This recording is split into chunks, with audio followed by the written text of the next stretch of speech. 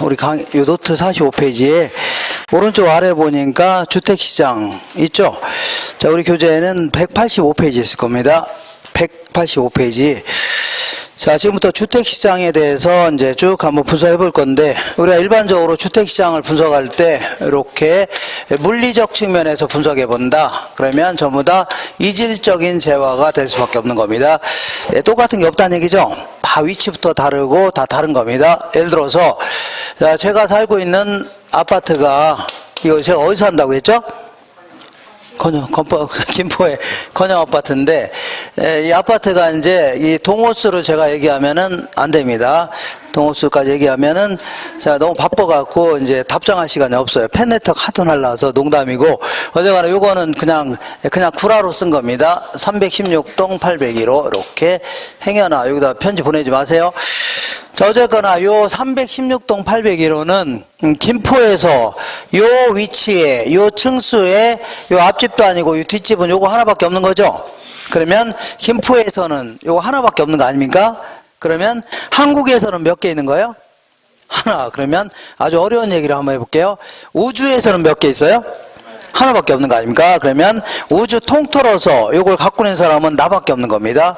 그죠? 그러면 요 물건을 나 혼자 갖고 있는 거 아닙니까? 그럼 나는 독점자라도 이런 독점자는 없을 겁니다. 그래요. 그러면 이 지역에 예를 들어 시세가 2억밖에 안 되는데 이거를 10억에 독점자는 지 마음대로 가격을 올릴 수 있어 없어요? 있죠. 그러면 2억밖에 안 되는데 이거를 10억에 팔겠다 해서 팔 수 있나요? 없죠. 이런 식으로 한다면 분석하기가 아주 용이하지 않다 이렇게 표현합니다. 분석이 용이하지 않다. 근데 이런 식으로 해볼게요. 효용적 측면에서 분석해본다. 어떤 측면이라고요? 효용적 측면에서 분석한다면 동질적인 재화가 될 수가 있는 겁니다. 문제라고요? 동질적. 자, 그렇다면 완전 경쟁식으로 분석이 가능하다. 이렇게 표현합니다. 무슨 얘기냐면 이런 얘기입니다. 요게 316동 801호가 요건데, 효용이라는 게 뭐냐면 만족감 이런 걸 얘기합니다. 효용이 뭐라고요? 만족감. 그러면 얘를 이용하나 만족감에는 큰 차이가 없다. 그러면 만족감 측면에서 따진다면 똑같은 거란 얘기죠. 그죠? 그러면 뭐 거의 비슷한 게 굉장히 많이 있겠네요. 이런 식으로 따진다면 비슷한 것들은 굉장히 많이 있을 겁니다. 그죠? 그러다 보니까 다수의 수요자와 다수의 공급자가 이렇게 만나서 거래가 이루어지면서 균형 시세가 이렇게 2억 정도로 결정될 수 있죠. 이런 식으로 분석하는 게 합리적인 주택시장의 분석이 되는 겁니다. 되셨죠? 이때 하나 용어 정리할게요. 주택이 인간에게 주는 만족감, 효용 이런 걸 뭐라 하냐면 주택 서비스 이렇게 표현해 볼게요. 무슨 서비스라고요? 주택 서비스다. 주택이 인간에게 주는 만족감을 뭐라고요? 주택 서비스다 해줍니다. 자, 그래서 거기 다시 한번 읽어볼게요. 자, 거기 45페이지에 아래에서 7번째, 6번째 줄 보면 물리적 측면에서는 이질적인 재화이기 때문에 분석하기가 아주 곤란해집니다. 그렇지만 주택 서비스 측면, 효용적 측면에서는 동질성을 가짐으로 분석 용이하다. 그리고 그 맨 아랫줄에 주택 수요는, 여기서 주택 수요는 이제 물리적 주택 수요를 얘기합니다. 물리적 주택 수요는 주택 서비스 수요로부터 파생된 수요란 얘기죠. 이런 표현.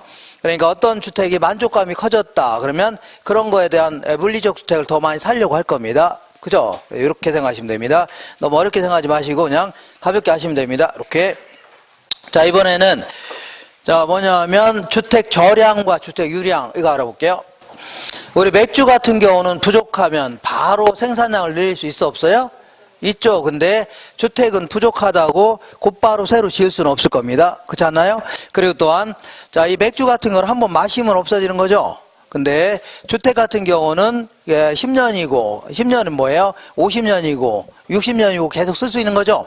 그죠? 그러니까 때로는요, 기존에 있는 주택을 사고 파는 시장 이런 것도 발달할 수밖에 없는 거죠. 그리고 새로 만들어 지어파는 시장도 발달할 수밖에 없는 겁니다. 그러다 보니까 주택시장은 일반 경제학과는 다르게 이렇게 때로는요, 특정 시점에 존재하고 있는 양이 있죠. 요걸 가지고 분석하기도 하고, 때로는요, 일정 기간 동안에 새로 만들어 파는 양이 있죠. 요걸 가지고 분석하기도 합니다.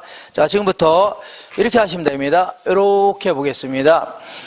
자, 지금부터 특정 시점에 어떤 주택의 존재량, 요걸 가지고 분석하는 걸요, 주택 저량이다 이렇게 표현합니다. 주택 뭐라고요? 저량이다. 특정 시점에 존재량을 가지고 분석하는 걸요, 주택 저량이다. 그 다음에 일정 기간 동안에 새로 만들어 파는 양을 가지고 분석하는 걸요, 주택 유량이다 이렇게 표현합니다. 주택 뭐라고요? 유량이다. 이렇게 다시 한번 해볼게요. 특정 시점에 존재량을 가지고 분석하는 걸요, 주택 저량이다. 그래서 이거는 특정 시점을 중심으로 한 개념입니다. 요거는요, 유량은요, 일정 기간 동안에 새로 만들어 파는 양을 가지고 분석하는 거기 때문에 뭐 기간 개념이다 이렇게 하면 되겠네요. 뭐라고요? 기간 개념. 자, 그러면 이렇게 해볼게요. 이렇게 요것도 한번 이렇게 해보자. 자, 맨 아래 볼게요. 거기 46페이지 맨 아래에 길잡이 지문 찾았죠? 찾았죠? 그러면 2번 볼게요. 2번. 자, 만약, 자, 현재에다 밑줄 쳐볼게요. 현재는 특정 시점이죠? 그러니까 현재 우리나라에 총 1,500만 채의 주택이 존재하고 그 중에 100만 채가 공가로 돼 있다면, 남아있다면 현재 주택 저량의 수요량은 1,400만 채이다. 자, 볼게요. 현재 우리나라에 총 1,500만 채의 주택이 있답니다. 이때 그 중에서 100만 채가 공가랍니다. 공가가 비어 있다는 얘기죠. 그러면 몇 채가 소비되어 있는 거예요? 자, 1,500만 채 중에 100만 채가 비어 있죠. 그럼 몇 채가 소비되어 있는 거예요? 1,400만 채가 소비되어 있는 거죠. 자, 그래서 지금부터 이름을 붙여볼게요. 이 1,500만 채를 뭐라 하냐면 주택 저량의 공급량 이렇게 얘기합니다. 이런 식으로 분석하겠다. 그리고 이 1,400만 채를요, 주택 저량의 수요량 이렇게 표현합니다. 주택 저량의 수요량. 그 다음에 요거는 이제 이 공가다 해줍니다. 뭐라 한다고요? 공가다. 비어 있다는 얘기죠. 이렇게. 자, 이런 식으로 해서 이제 분석할 수 있는 거죠. 특정 시점의 존재량을 가지고 분석하는 걸 뭐라고요? 주택 저량이다 해줍니다. 그 다음에 이번에는 일정 기간 동안에 새로 만들어 파는 양 가지고 분석하는 걸요, 주택 유량이다 이렇게 표현합니다. 그래서 거기 46페이지 맨 아래에 3번 볼게요. 맨 아래 3번. 지난 1년 동안 밑줄 쳐볼게요. 지난 1년 동안 공급된 주택수가 총 50만 채였는데 이 중에서 미분양 주택수가 5만 채라면 주택 유량의 공급량은 50만 채이고 주택 유량의 소유량은요 45만 채다. 작년 1년 동안에 전국에서 50만 채가 새로 만들어 팔려고 했답니다. 50만 채가 새로 만들어 팔려고 했는데 그 중에서 45만 채가 자, 소비가 됐답니다. 소비됐다. 그러면 자, 지난 1년 동안 5만 채가 분양이 안 된 거죠. 50만 채를 팔려고 했더니 그 중에서 5만 채가 분양이 안 된 거 아닙니까? 그렇게. 자, 이름을 붙여볼게요. 요 50만 채를 주택 유량의 공급량 이렇게 얘기합니다. 그 다음에 요 45만 채를요, 주택 유량의 수요량 해줍니다. 그 다음에 이 5만 채를요, 뭐 미분양됐다 이렇게 표현합니다. 분양이 안 된 게 얼마라고요? 5만 채다. 다시 한번 해볼게요. 다 특정 시점에서 존재하고 있는 양을요, 주택 저량의 공급량. 그 중에서 소비된 양을요, 주택 저량의 수요량. 일정 기간 동안에 새로 만들어 팔려고 했던 양을요, 주택 유량의 공급량. 그 중에서 소비한 양 혹은 소비하고자 한 양을요, 주택 유량의 수요량. 그죠? 요 차이가, 자, 분양이 안 된 거 아닙니까? 미분양됐다. 이렇게 해서 앞으로 이제 필요로 한 양이라든가 이런 거 좀 분석해 볼 수 있죠? 이렇게 하자는 걸요. 그 유량과, 주택 유량과 저량의 분석이다. 이렇게 얘기합니다. 되겠죠? 그렇게 해서 이렇게 정리하시고, 그 다음에 이번엔 이런 얘기를 해볼게요. 우리나라의 주택시장입니다. 우리나라 총 주택시장인데 수요와 공급이 만나는 점에서 균형 가격과 수량이 결정되어 있었습니다. P0, Q0. 이거는 대한민국에 있는 모든 주택시장입니다. 그러니까 요 주택의 가격이 비쌀 수도 있고 쌀 수도 있는 거죠. 임대료가 비쌀 수도 있고 임대주택도 해당됩니다. 임대료가 비쌀 수도 있고 쌀 수도 있어 없어요? 있죠. 그러니까 모든 주택시장인데 어쨌거나 시장에서 이 가격이 비싸든 싸든 임대료가 비싸든 싸든 어쨌거나 시장 기능을 통해서 집을 구입하거나 임대받을 수 있는 가구가 1000만 가구라고 치자. 몇 가구라고요? 1000만 가구. 1000만 가구인데 이 정도. 자, 이 1000만 가구 정도는 시장 기능을 통해서 집을 구입하거나 임대를 받을 수가 있다는 얘기입니다. 근데 우리나라 전체 가구가 1500만 가구라고 치자. 몇 가구라고요?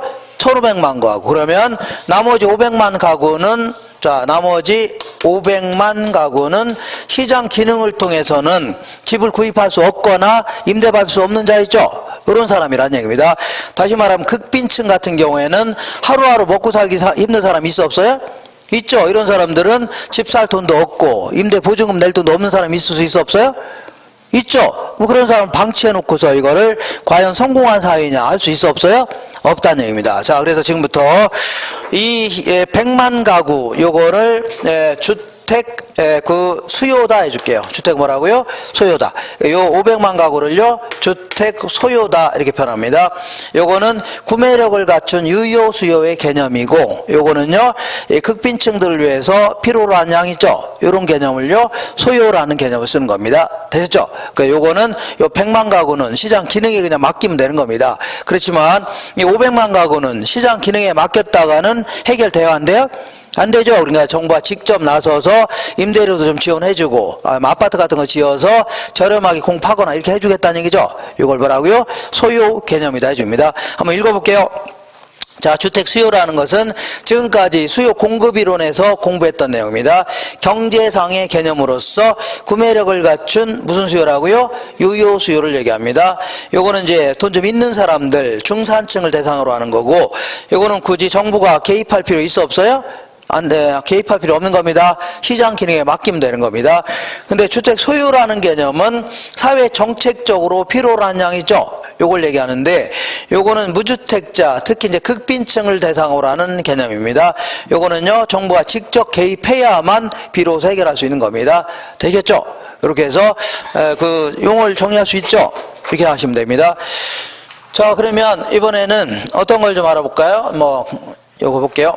오른쪽에 보니까 주거 분리와 여과 과정 이런 게 있는데, 자, 우리 교재는 어디가 있냐면 자, 186페이지 있을 겁니다. 자, 186페이지. 주거 분리와 여과 현상 있어 없어요? 있죠. 요거 알아보겠습니다. 요거 몇 번 연습하시면 됩니다. 이거는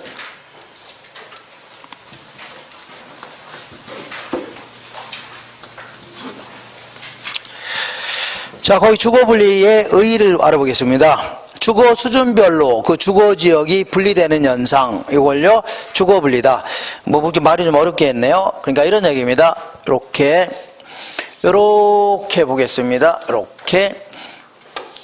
이렇게 있다면 어떤 경계를 사이에 두고 이렇게, 자, 요 경계가 이제 4차선 도로가 될 수 있고, 아니면요, 강이 될 수 있고, 철로가 될 수 있는데, 어쨌거나 이 경계를 사이에 두고, 이렇게, 어떤 동네는요, 잘 사는 동네, 어떤 동네는요, 못 사는 동네, 이렇게 구분해서 살고 있죠. 고소득층 주거지역, 얘는요, 저소득층 주거지역, 이렇게 분리되어 있는 거 아닙니까? 그죠? 그러면, 여기는 왜 고소득층 주거지역이냐면, 고가주택이니까. 왜 그럼 여기서 합니까? 지불할 능력이 많으니까 여기서 하는 거 아닙니까? 근데 여기는 왜 그래요? 저가주택이니까. 그럼 왜 여기는 이 가난한 사람이 사냐면 지불할 능력이 많지는 않아서 그런 겁니다. 그러니까 돈이 많지 않은 사람들도 이런 좋은 동네 가서 살고 싶어 안 살고 싶어요? 아이, 깨끗한 아파트 이런 데 살고 싶죠? 근데 지불할 능력이 얼마 안 되니까 여기 사는 거 아닙니까? 결국은 소득 계층별로 분화되어 있는 겁니다. 잘 사는 동네, 못 사는 동네, 이렇게. 요거는, 우리 도시 전체에서 나타나기도 하고, 어떤 도시는요, 좀 잘 사는 동네, 잘 사는 도시, 어떤 동네는요, 못 사는 도시, 이렇게 할 수도 있고, 근린 지역에서도 바로 옆에 있는 동네 있죠? 이런 데서 나타날 수 있는 겁니다. 예를 들어서, 어떤 지역을 재개발했다, 혹은 재건축하게 되면, 특히 재건축 같은 거 하게 되면, 재건축 초과이익 환수에 관한 법률에 따라서, 재건축에 따른 초과이익을 정부한테 일정한 금액을 납부해야 됩니다. 근데 납부를 보통 돈으로 납부하는 게 아니라 아파트 지어서 보통 이제 기부 출자한다. 이렇게 얘기합니다. 아파트 지어서 뭐라고요? 기부 체납. 이렇게 얘기합니다. 그래서 보통 이제 임대 아파트 몇 동을 지어서 정부한테 이제 기부하는 겁니다. 그러면 이런 아파트는 보통 굉장히 못 사는 사람들이 많이 살고, 이런 이제 잘 사는 사람 살 수 있죠. 아파트 단지 안에서도 이런 형태가 나타날 수 있는 겁니다. 이렇게 아시고. 자, 볼게요. 그러면 왜 이 지역은 전체적으로 고가주택이고 이 지역은요 전체적으로 저가주택인가 알아볼게요. 전체적으로. 그러니까 무슨 얘기냐면 이 지역은 한 15억이나 20억 정도 되는 주택가인데 그 중에 일부 주택이 쓰다 보니까 욕실 같은 게 깨지고 파손되고 방충망 같은 게 구멍 뚫릴 수 있죠. 그 다음에 타일 같은 게 유행도 지나고 누리끼리 해지고 깨지고 막 이럴 수 있는 거 아닌가. 물도 줄줄 새고 그죠? 그러면 그거를 개량하게 되면 개량 비용이 들어가요 안 들어가요? 자, 욕실 같은 게 지저분하고 하니까 그런 거를 개량하게 되면 개량 비용이 들어갈까요 안 들어갈까요? 들어갑니다. 개량 비용이 들어가는데, 자, 개량 비용이 들어가는데 개량 후에 가치 증가를 비교해 봤더니 얘가 더 크다는 얘기죠. 무슨 얘기냐면 욕실 같은 거 2천만 원 정도 딱 들여서 개조를 싹 했더니 나중에 팔을 때는 한 5천만 원 1억 정도 더 받고 팔 수 있다는 얘기죠. 왜냐면 워낙이 집 가기 좋으니까 그렇게 팔 수 있다는 얘기입니다. 그잖아요. 대충 아시겠나요? 근데 이 지역을 보겠습니다. 이 지역은 한 3천만 원 정도 되는 저급 빌라촌입니다. 빌라촌인데, 자, 욕실 같은 걸 좀 개량해 보려고 합니다. 개량 비용이 들어가는데 2천만 원 정도 들어가는데 개량 후에 가치 증가를 비교해 봤더니 얘가 더 크다는 얘기죠. 그러니까 자, 이 빌라 가격은 얼마라고요? 3천만 원밖에 안 되는데 2천만 원 쳐들여서 욕실을 딱 개조했더니 2천만 원 이상 받고 팔 수 있나요? 자, 빌라의 가격이 3천만 원밖에 안 되는데 이걸 어떻게 2천만 원 더 붙입니까? 그죠? 기껏해야 한 200만 원 더 붙일 수밖에 없는 거죠. 그죠? 그러니까 개량해야 이익이에요, 손해요? 손해본다는 얘기죠. 그러니까 개량하려고 안 하려고요? 안 하니까 전체적으로 낙후된 주택, 얘네들은요 전체적으로 고급주택으로 계속 남는 겁니다. 이거 되겠죠? 이렇게. 그래서 이러한 지역은 이렇게 이 정의 외부 효과가 작용된다. 자, 이런 지역은요 부의 외부 효과가 작용된다 줍니다. 그러니까 정의 외부 효과는 얘는 개량하게 되면 주변 때문에 이익을 봐야 안 봐요? 볼 수 있다는 얘기죠. 이런 걸요 정의 외부 효과다. 얘는요 개량하게 되니까 오히려 주변 때문에 피해 볼 수 있죠. 요걸요 부의 외부 효과를 줍니다. 난 잘 모르겠다 그러면 이런 얘기입니다. 자, 요번에 이렇게 볼게요. 요번에 이렇게 새로 산 고급 그랜저 승용차입니다. 자, 구입한 지 1년밖에 안 됐습니다. 몇 년이라고요? 1년밖에 안 됐습니다. 이게 반짝반짝하는 그 그랜저 승용차인데 요게 뒤에 후진하다가 주차하다가 이 그 전봇대 이렇게 박아갖고 찌그러진 겁니다. 전봇대 박아 찌그러졌어요. 그러면 열이 받아요 안 받아요? 열 받겠네요. 이렇게 1년밖에 안 된 차니까 이렇게 이게 열 받는 거 이렇게 열 받는 거 아닙니까? 만화에서 안 보나요? 이게 예? 이거 자 이렇게 열 받는 거죠. 그러니까 열 받으니까 곧바로 어디 가요? 이 카센터 가서 고치려고 할 겁니다. 그잖아요? 곧바로 카센터가 고치려고 합니다. 근데 여기 볼게요. 요거는 이 그랜저는 그랜저인데 이게 어떻게 생겼냐면 딱딱 이 각이 딱딱 져져 있습니다. 그래서 요거를 옛날에는 각 그랜저다. 뭐라고요? 딱딱 각이 딱 져 있다 해서 이걸요 각 그랜저다. 이런 차 본 적 있나요? 이런 저 자, 이런 차는 요즘에는 이제 보기 힘듭니다. 요즘 보기 힘든데 어쨌거나 이때는 이제 90년대 정도에 뭐 초 정도에는 이런 차가 이제 대세였습니다. 요거 한 대 있으면 이때는 외제차 이런 거 없을 때입니다. 대학교 이런 데 가면은 그 교수들도 버스 타고 다니던 시절입니다. 자전거 타고. 그러니까 이런 거 있을 리가 없는 거죠. 차도 몇 대 없을 때 이런 때입니다. 그러니까 자, 외제차는 뭐 거의 없어. 강남에나 가야 이제 어쩌다 안 보이고 이랬을 때니까 요게 이제 최고의 고급 승용차였습니다. 그러니까 요거 하나 딱 갖고 있으면 세상 부러울 게 있어 없어요? 없었던 그런 시절입니다. 나는 이런 차 모르겠다. 그러면 영화 친구 이런데 오늘 집에 가셔서 이거 본 적 있나요? 없어요? 그러면 오늘 집에 가셔서 영화 친구 이렇게 치면은 이제 저같이 생긴 애가 하나 나올 겁니다. 이름하여 장동건이다 해갖고 걔가 이제 이렇게 하면서 네가 가라 이렇게 어때요? 네, 다시 할까요? 네가 가라. 자 이렇게 다시 해요? 하지 마요? 하지 마. 연습을 하고 와야 되는데 얼른 하려니까 좀 그래. 다시 할까요? 다시 할까요? 이렇게 하고 있어야 되는데. 그래서 자 그때 이제 걔들이 이제 타고 다니던 차가 이런 차입니다. 그죠? 한번 집에 가 보세요. 그죠? 이렇게. 근데 이 차를 이제 우리 동네 가면 이제 이 동네는 별 안 보이는데 우리 동네에는 이제 이런 차가 많이 보입니다. 그래서 왜냐하면 우리 동네에는 이제 그 뭐가 많냐면 공장이 많아요. 조그만 공장들. 그래서 잘잘한 공장이 굉장히 많고 큰 공장은 전혀 없고 조그만 공장들 의자 만들거나 이런 공장 있죠. 이런 공장 많은데 거기는 외국인 노동자들도 굉장히 많습니다. 그래서 거기 가다 보면 어떤 사람이 나보고 어느 나라 사람이냐 물어봅니다. 저거. 그래서 혹시 스리랑카이냐 물어보는데 조선인이다 그러면 잘 못 믿겠대요. 그래서 어쨌거나 말도 뭐 어수룩하고 좀 해서 나는 뭐 딴 나라 사람인 줄 알았답니다. 어쨌거나 거기 가면 이제 이런 차가 이제 간혹가다 보입니다. 진짜입니다. 오케이. 근데 어쨌거나 여기 이제 한 30년 된 차인데 뒤에 후진하다가 여기를 찌그러뜨린 겁니다. 찌그러뜨리면은 열이 받아요, 안 받아요? 열이 하나도 안 받습니다. 그냥 뭐야 그래 찌그러졌어 하면서 이렇게 웃음이 납니다. 뭘 한다고요? 웃음. 자 그래서 이거 고치려고 안 고치려고요?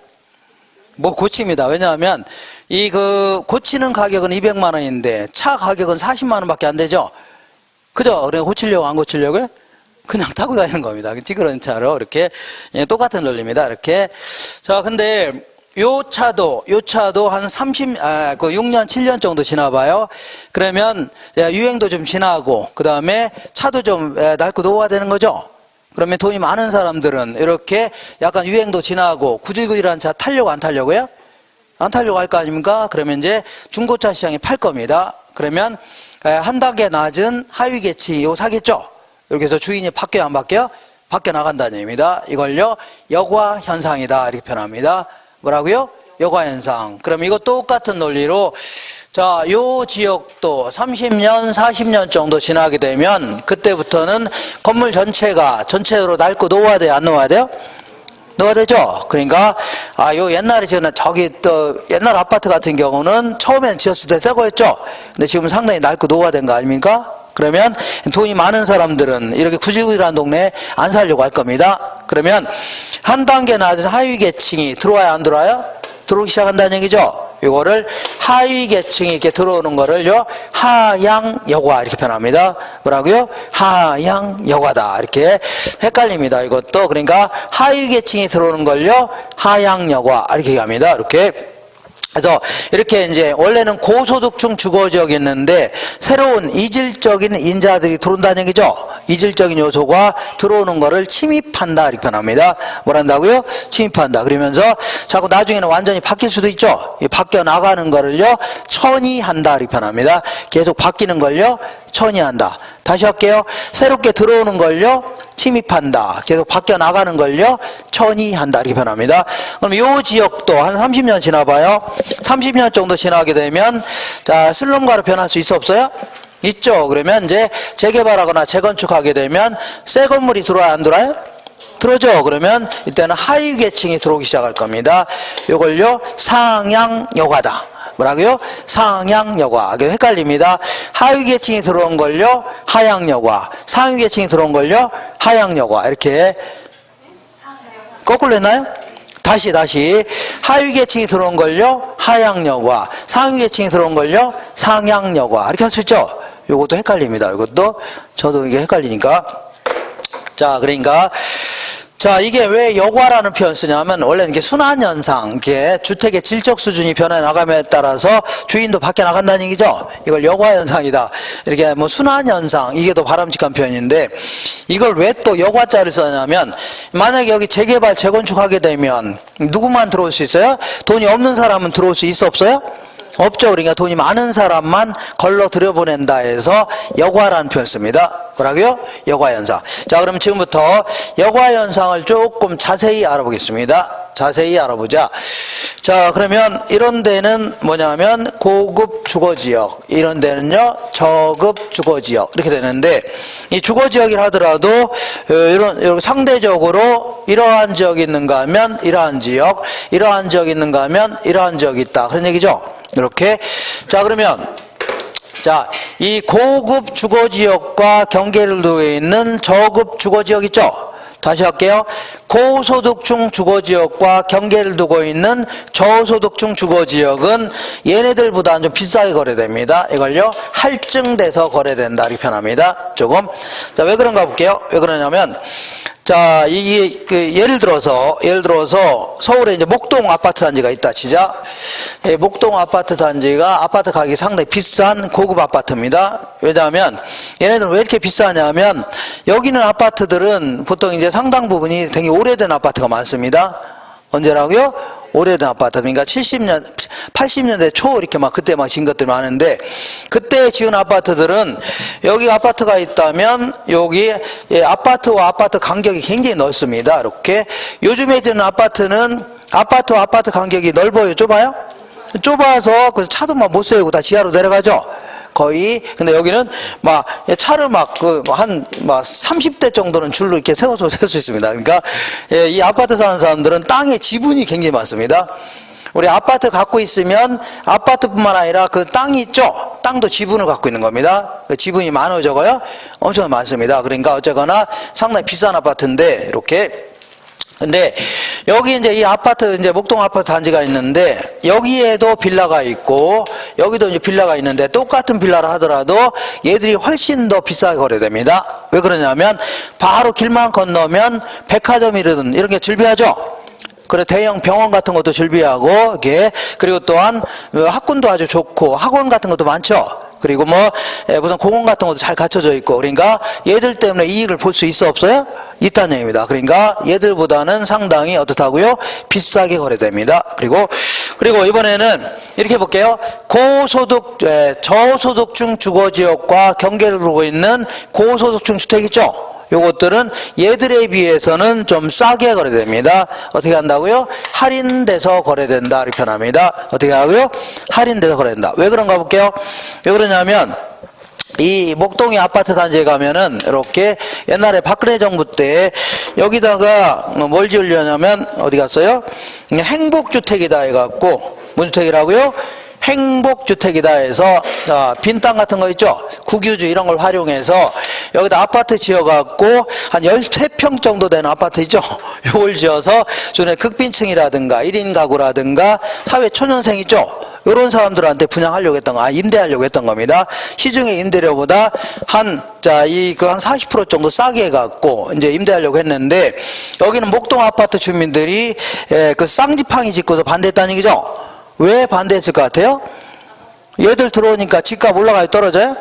떨어진다는 얘기입니다. 그잖아요? 그러니까 이 돈이 많은 사람들은 이런 사람들 근처에 있는 걸 좋아해요? 안 좋아해요? 안 좋아합니다. 그죠? 그러니까 오히려 이 근처에 있는 이런 것들은 얘들보다는요 싸게 거래되는 이런 형태입니다. 이렇게. 자, 그러면 여과현상은 이렇게 볼게요. 아주 상식적으로 접근해야 됩니다. 상식적으로.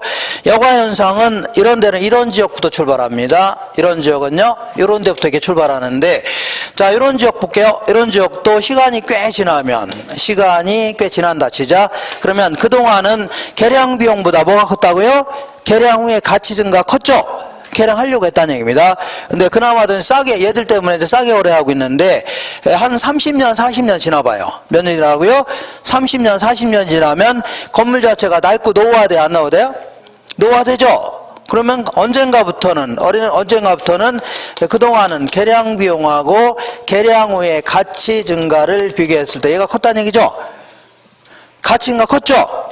그러니까 자꾸 개량하려고 했는데, 언젠가부터는 개량 비용이 커지는 시기가 올까요, 안 올까요? 온다. 자, 그랜저 승용차도 끌고 다니다가 한 7, 8년 정도 지나면, 8, 9년 정도 지나면 언젠가부터는 괜히 이거 고쳐봐야 돈만 더 들어갈 수 있어 없어요? 있죠? 아닌가요? 그러면 그냥 개량하려고 안 하려고요? 안 하고 그냥 질질 끌고 다닙니다.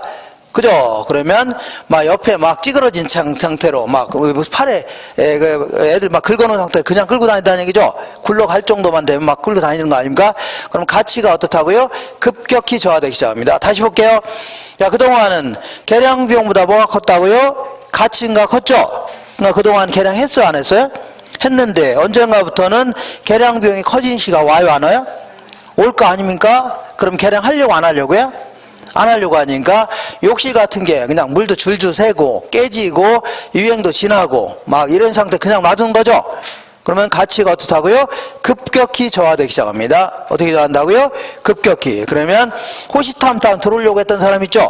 이런 사람들이 가격이 싸졌기 때문에 들어오기 시작한다는 얘기죠. 그러니까 계량을 안 하려고 하니까 자, 가치가 급격히 저하되면서 결국은요 하위 계층이 막 들어오기 시작합니다. 본격적으로 요거를요 하향 여과가 시작된다 이렇게 표현합니다. 무슨 여과라고요?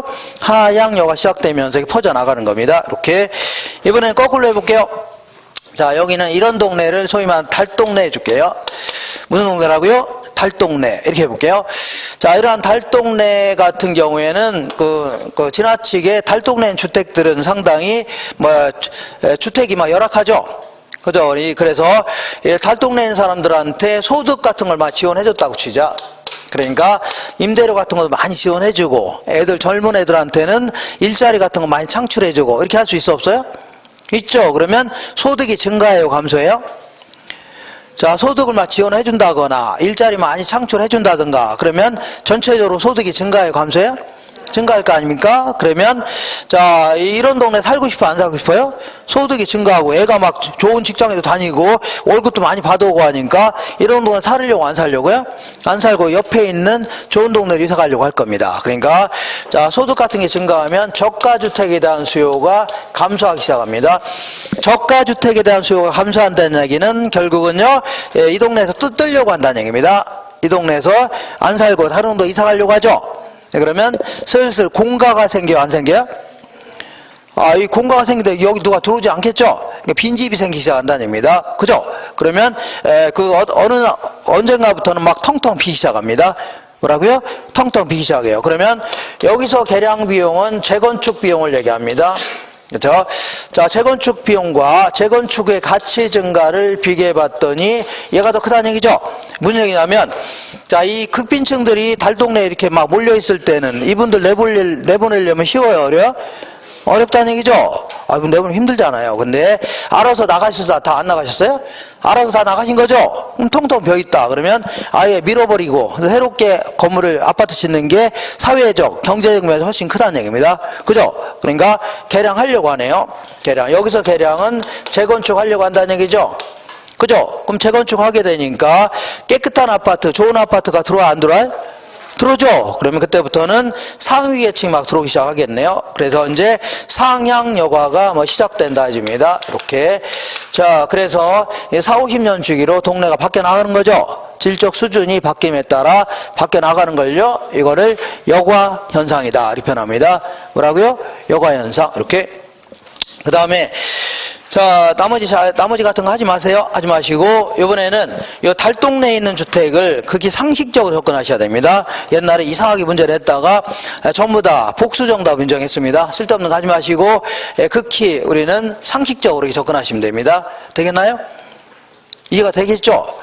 자, 그러면 이렇게 이제 이 달동네에 있는 주택을 소위 말하는 불량주택 이렇게 표현합니다. 무슨 주택이라고요? 불량주택이다. 이 불량주택은 일단은 안전에도 문제가 있습니다. 왜냐하면 우리 홍수 나고 태풍 불고 그러면 우리 아파트에 사는 사람들은 피해 봐야 안 봐요? 유리창 깨졌다 그러면 유리창은 이제 여기에 신문지를 적셔서 붙이면 됩니다. 그럼 깨지지는 않습니다. 네, 그런 거 안 하니까 깨지는 거 아닙니까? 근데 누가 피해를 보냐면 달동네에 있는 사람 있죠? 이런 사람들이 크게 피해를 보는 겁니다. 그러니까 자고 일어났더니 지붕이 날아갔다든가 그거는 좀 양호하네요. 근데 이제 뒤에 이제 산이 무너지는 바람에 깔려 죽고 이렇게 하는 게 허다하죠. 그래서 안전에도 문제가 있고 위생에도 문제가 있습니다. 우리 아파트 사는 사람들은 일주일에 한 번씩 분리수거 같은 거 해요, 안 해요?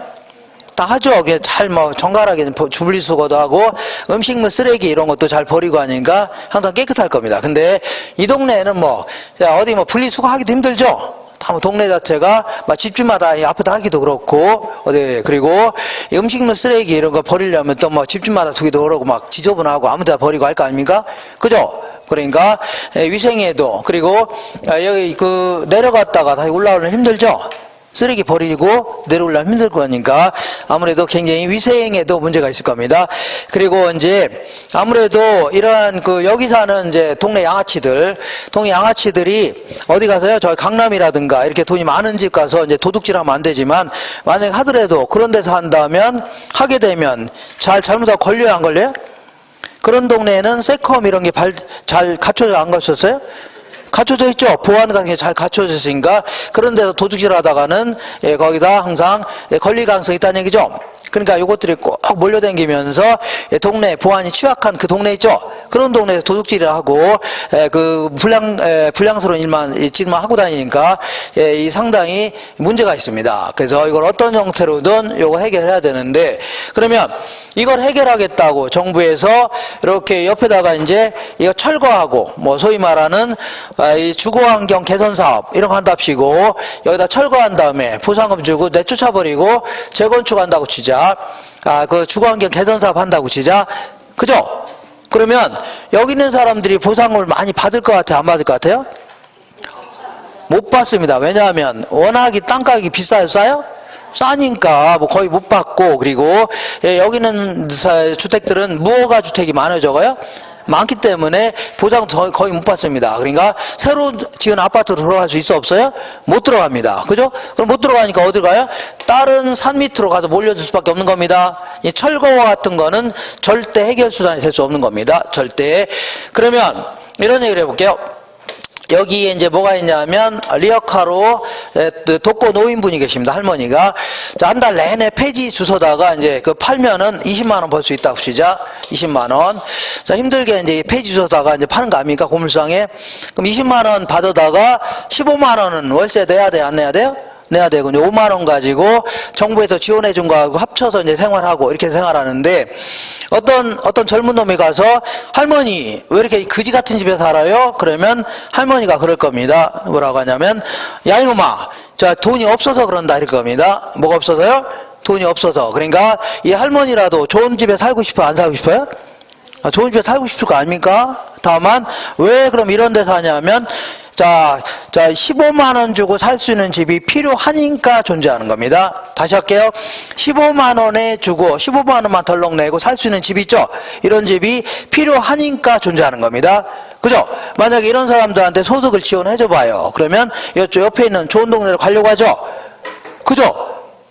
빌라 같은 거 하나 한층 다 얻어서 이런 데 살고 싶을 거 아닙니까? 그런 분들도. 그죠? 그러니까 이건 절대 자원이 비효율적으로 배분되는 게 아니라 지불한 대가가 그거밖에 안 되니까 그런 주택이 존재하는 겁니다. 그잖아요? 그러니까 요거는 해결책이라면 어떻게 해주면 돼요? 이 사람들 소득만 지원해줘 봐요. 쓸데없이 자원 외교다 해서 몇십적 좀 갖다 버리지 말고 이런 데 일부 조금이라도 좀 지원 더 해줘 봐요. 그러면 당연히 뭐라고요? 이 사람들은 좋은 동네 가려고 할 겁니다. 그죠? 그 동네 가면은 텅 더 비어요, 안 비어요? 비죠? 그러면 밀어버리고 재건축하는 게 훨씬 낫다는 얘기입니다. 이해가 되겠나요? 이렇게 하시면 됩니다. 이렇게. 자, 지금까지 한 거를 교재를 통해서 확인 한 번 더 해보겠습니다. 자, 어디를 볼 거냐면요. 자, 185페이지에 우리 요거 빨간색이죠? 요겁니다. 185페이지에 딱 중간에 주택시장 있어 없어요? 있죠? 요거. 자, 먼저 주택 서비스다 해갖고 동그라미 1번에 주택 서비스란 그 줄 맨 끝에 주택 소유자라든가 이용자에게 제공하는 효용, 요걸 얘기합니다. 만족감, 요걸 얘기합니다. 자, 동그라미 2번에 첫 번째 줄 중간에 주택시장을 물리적 주택으로 본다면 이질적이고 아주 비교가 아주 곤란해집니다. 분석이 용이하지 않다. 그렇지만 주택시장을 주택 서비스 측면에서 본다면 동질성을 가짐으로 비교가 어떻다고요? 용이하다. 완전 경쟁식으로 다수의 수요자와 다수의 공급자로 이루어지는 시장이죠. 이런 걸 분석해 볼 수 있다는 얘기입니다. 그 다음에 그 밑으로 쭉 내려가면 주택 서비스와 주택 절약 및 주택 유량에 대한 분석이다 해서 그 동그라미 1번 볼게요. 주택 절약 시장은 기존에 있는 주택 있죠? 요걸 사고 파는 시장을 얘기합니다. 그러니까 기존 주택 시장을 얘기하는 거고, 주택 절약 시장, 그리고 주택 유량이라는 게 뭐라고요? 새로 만들어 파는 주택 있죠? 요런 시장을요, 주택 유량 시장은요, 신규 주택 시장을 말하는 겁니다. 무슨 시장이라고요? 신규 주택 시장이다. 그러면 우리 주택 절약 시장에서는 기존에 있는 주택을 파는 거죠? 그죠? 그럼 누가 파는 거야? 기존의 주택 소유자가 파는 겁니다. 바로 밑에 주택 절약 시장의 공급자는 누구라고요? 기존의 주택 소유자이고, 그 다음에 주택 유량은요, 새로 만들어 파는 주택을 얘기하는 거죠? 그죠? 그러면 누가 공급자가 돼요? 자, 이 건설업자, 생산자가 되는 겁니다. 한 장 넘겨볼게요. 자, 맨 위에 네 번째, 주택 서비스와 주택 절약이다 해서 요거는 동그라미 3번 볼게요. 동그라미 3번에 두 번째 줄 보시면 주택 수요는 주택 서비스를 얻기 위한 파생적 수요다. 그래서 자, 결국 주택 수요라는 것은요, 주택 서비스 수요로부터 파생된 수요다. 그런 얘기죠. 아까 그 얘기했죠? 이렇게 하시면 되고, 그 밑에 주택시장의 여과 과정이다 해갖고, 요거는 교재가 이렇게 나오는 것보다는 한 장 오른쪽이네요. 187페이지에 오른쪽 맨 아래에서 다섯 번째 줄, 주거분리 현상, 나왔어, 안 나왔어요? 나왔죠? 그러니까 주거분리 현상의 의의는 기억번 볼게요. 고소득층 주거지역과 저소득층 주거지역이 분리되는 현상을요, 주거분리다. 그 밑에 볼게요. 니은번에 요거는 도시 전체적인 측면뿐만 아니라 지리적으로 인접한 근린지역에서도 나타난다는 얘기죠. 이렇게 하시고 한 장 넘겨보시면, 자, 주거 분리 과정은 왜 이 지역은 자 전체적으로 고가주택이고 이 지역은요 전체적으로 저가주택이냐면, 이 지역은 욕실 같은 거 개조하게 되면 나중에 개조 비용 이상을 받고 팔 수 있다는 얘기죠. 그러니까 개량하려고 하는데, 이 3천만 원짜리 저급 빌라촌은 2천만 원 들여서 욕실 개조해야 나중에 그 이상 받고 팔 수 있어, 없어요? 없죠. 그러니까 개량 안 하려고 하는 겁니다. 그래서 볼게요. 자, 주거분리 과정이다 해서 기억번 볼게요. 고소득층 주거지역은요, 첫 번째 줄 맨 끝에 보니까, 자, 가치 상승분이 수소비용보다 크기 때문에, 가치 상승분이 수소원 비용보다 크기 때문에 그 줄 맨 끝에 주택을 수리하려고 합니다. 뭘 수리한다고요? 주택을 수리하니까 전체적으로 고급주택으로 계속 남는 거고, 그 밑에 저소득층 주거지역은 첫 번째 줄 맨 끝에 가치 상승분이 오히려 수송 비용보다 작기 때문에 그 줄 맨 끝에 보니까 그대로 사용하는 것이 오히려 이익이다. 그러니까 그대로 사용한다는 얘기는 개량하려고 안 하려고요? 안 하려고 하죠. 그러니까 계속 낙후된 주택으로 남는 겁니다. 이렇게. 자, 그 다음에 거꾸로 돌아올게요. 거꾸로 돌아오셔서 자, 186페이지 보겠습니다. 186페이지 딱 중간에 주택의 여과 현상 있어, 없어요? 있죠. 그러면 자, 읽어볼게요. 주택의 여과 현상은 첫 번째 줄, 주택의 질적 변화와 소득계층에 따른 가구의 이동과의 관계를 친이익과 천이의 원리로 살피는 주택시장 이론이죠. 그러니까 다른 계층이 들어오고 바뀌는 거 있죠. 이런 걸 통해서 한번 알아보자, 그런 얘기입니다. 세 번째 줄 맨 끝에 보니까, 맨 끝에 주택 여과 현상이 긍정적으로 작동하는 경우에 주거의 질을 개선하는 효과가 발생한다는 얘기죠. 그러나 이런 지역을 소득 같은 거 지원해 줘 봐요. 그럼 다 나가려고 하니까 재건축 같은 거 할 수 있죠. 그죠? 그러면 사회 전체의 주거 주택질이 높아져, 안 높아져요? 높아진다는 얘기입니다. 그리고 또한 거기에 보시면 주택의 내구성을 증대시켜 결과적으로 주택 공급량의 증가에도 기여한다는 얘기죠. 그러니까 오래된 것은 철거하고 새로운 주택이 들어오고 이렇게 해서 긍정적인 영향이 있다 그런 얘기입니다. 그 밑에 여과 작용의 개념이다 해서 용어를 기억할게요. 하향 여과는요, 상위 계층이 사용하던 주택이 하위 계층 사용으로 전환되는 거를요 하향 여과다. 그 밑에 상향 여과는요, 하위 계층이 사용하던 주택이 수선되거나 재개발되어 상위 계층의 사용으로 순환되는 현상, 이걸요 상향 여과다. 그러니까 헷갈리니까 하위 계층이 들어온 걸요 하향 여과, 상위 계층이 들어온 걸요 상향 여과 해줍니다. 그리고 그 밑에 주택의 하향 여과 과정 해갖고 어떻게 잡다하게 써놓은 거 있죠? 잡다하게 써놓은 거는 전부 다 가입형이 써놓으세요. 그런 거 보지 마세요. 그런 거 보는 거 아닙니다. 쓸데없이 그런 거 예전에 지들 생각을 얘기하면 대화인데요, 안 되는 겁니다. 현실성 있는 내용들을 해야 돼요. 그러니까 옛날에 책상머리에 앉아서 지들 생각나는 대로 교과서를 적은 거 있는데 그런 걸 가지고 시험에 내니까 자꾸 이재기가 될 수밖에 없는 겁니다. 극히 상식적으로 접근하셔야 됩니다. 한 장 넘겨볼게요. 넘겨보시면 자 188페이지 보겠습니다. 188페이지 딱 중간에 무슨 박스에 있는 그림이 있어 없어요? 그림이 있는데 어떻게 그림을 어떻게 이상하게 그려놨네요. 자, 그림을 이런 식으로 이렇게 그려놔야 멋지게 그려지는 거 아닙니까? 아닌가요? 이렇게 어떻게 그리다 말았습니까? 어쨌거나 기억번 볼게요. 저소득층 주거지역 중에 오른쪽은, 자, 저소득층 주거지역 중에 오른쪽은 어떻게 한다고요? 두 번째 줄 맨 끝에 할증 거래됩니다. 어떻게 해요? 할증. 아, 이거는 저소득, 이거는 고소득층이죠? 그림이 이렇게 돼 있잖아요. 그러니까 저소득층 주거지역 중에 오른쪽은 어떻게 거래한다고요? 할증 거래되고. 또 니은번 보겠습니다. 저소득층 주거지역은 주거지역 중 왼쪽은, 자, 고소득층 주거지역 중에 왼쪽은 어떻게 하고 있다고요? 할인돼서 거래됩니다. 그러니까 얘들 때문에 이익을 볼 수 있죠? 얘들은 얘들 때문에 손해볼 수 있다는 얘기입니다. 자, 디귿번 볼게요. 자, 디귿번엔 첫 번째 줄 맨 끝에 보니까, 자, 그 전까지는 개량 비용이 뭐보다 컸다고요? 가치 증가보다 크니까 자꾸 개량하려고 했죠? 그죠? 근데 언젠가부터는 개량 비용이 가치 증가보다 커지는 시기가 올까요? 안 올까요? 오죠. 오면은 개량하려고 안 하려고요? 안 하려고 하겠네요. 읽어볼게요. 자, 디귿번 볼게요. 디귿번의 첫 번째 줄 맨 끝에 보니까 수선 개량 비용이 수선 개량 후에 주택의 가치 상승분보다는 클 때는, 자, 수선 개량 비용이 가치 상승분보다 크다.